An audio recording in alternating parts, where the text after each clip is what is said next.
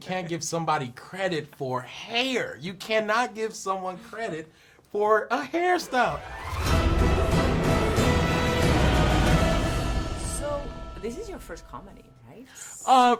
My biggest comedy. I did Ingrid Goes West. Oh, It was yeah. more of a That was dark kind of- indie route. Yeah. I love that movie. Thank you. That is I really appreciate cool. that. So did you learn anything new about yourself being in a comedy? Did you have to find some new talents? No, I always knew that I would prosper in a comedic role, but in my career, I just wanted to be taken serious as a dramatic actor first because I felt it's easier to go from dramatic to comedy than vice versa. You know, comedy, if everybody sees you and immediately starts laughing, they will never take you serious in those heavy roles. So I wanted to make sure that I was established a little bit on the other side of the spectrum first. But I do love working comedy, especially in an environment with Seth and Jonathan. They're constantly throwing stuff at you to improvise, and that sharpens your tools as an actor. It keeps you on your toes a little bit. Yeah, because I mean that must be kind of challenging when you're not used to working like that. Yeah, it's it's just about one of my heroes is The Rock. Dwayne "The Rock" Johnson. And back in his wrestling days, he always had something to say. Nobody ever stumped him on the mic. His charisma had always prospered over everyone. And so that was something that I took from him as a kid, to always be sharp, ready with something to say, a rebuttal. So in this environment with improv and them throwing things at you to try to make your own on the fly, I loved it. You got to drool at that challenge. So, I mean, everyone knows your dad, obviously. Do you feel that as an actor that you had to even prove more because your dad was someone that people already knew? Or? For sure. I gotta, my father and everything that he's done for me and what he represents and all that is my blessing, but it's also a gift and a curse.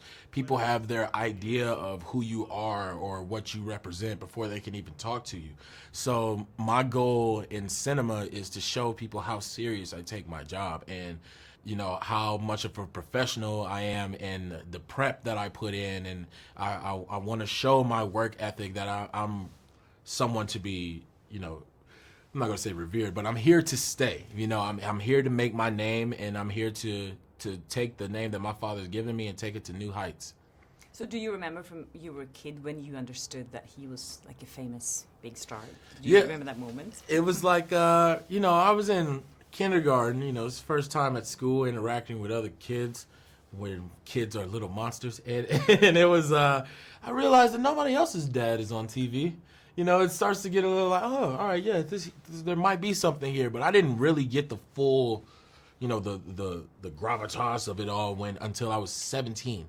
17, and I was in Australia. I used to go on tour with my dad and be on stage with him and do that whole thing. And when we were in Australia, I had a man tell me that he used to be into, drugs and all these things, and listening to my father's music helped him so much in his life that he was now a doctor. And so when you take in that, like, my dad was writing this song in the kitchen and it affected somebody on the other side of the world, that's when I started to really feel, what he meant to people and meant to the world. And now you get recognized all the time too. I just saw a story of someone wanting to take a selfie with you in Texas somewhere that got fired because they took a selfie with you. Yeah, it was it was just a misunderstanding. But that restaurant in Texas I've been is there. amazing. I've been there. Oh my God, Yeah. Salt Lick. Yeah. That is some good food right there. But yeah, it's it's an honor that people would even want to take a picture with me. It's I have a hard time saying no, because I know if somebody sees you and they admire you enough that they never think they're going to see you again, so they just have to take a picture with you, so they'll always have it. If you don't see the honor in that, then you're lying to yourself. And I saw on your Twitter as well, you're called Stone Cold. Oh, Stone Cold Shay Jackson. Why do you have that name? Because there was I have my little Twitter rants sometimes, and I'm a huge wrestling fan. Obviously, I brought up The Rock in this interview, and if I didn't have The Rock in my life, I'd have Stone Cold Steve Austin. And so I just went for it. Stone Cold Shay Jackson, let him have it, let it fly. And then you were commenting on Kim Kardashian's hairstyle. Where? When did I On say? Twitter. Yeah? No, someone in Vogue said something that she was bringing this hairstyle back. And Oh, you're like, yeah, no, bring you're it, not. yeah. You can't, I guess they called it the crinkled hair. Man, that has gone nowhere. That has been around forever. You can't give somebody credit for hair. You cannot give someone credit for a hairstyle. Everyone wears it all over the world.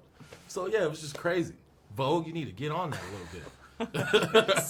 So do you like the whole social media? Because that the actor generation before you, they didn't have to deal with social media in the sense that everyone is expected to be on it these days. Is that something that, I mean, it's a little slippery slope too, because you have to be careful because it can backfire on you and whatever. Back for it at any time, and you should always think before you hit send. And if you got to think about it too long, just delete it.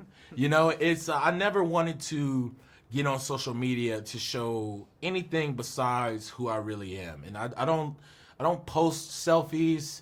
I don't do the cliche thing with my social media. I only talk about things that are interesting to me, whether that be I want to just talk only about the Lakers today, or I only want to talk about Game of Thrones all week. Like it's a slippery slope, but you should never let it be the center of your life the way that it is, Pooh. It's just a waste of time. To give up your privacy is to give up yourself.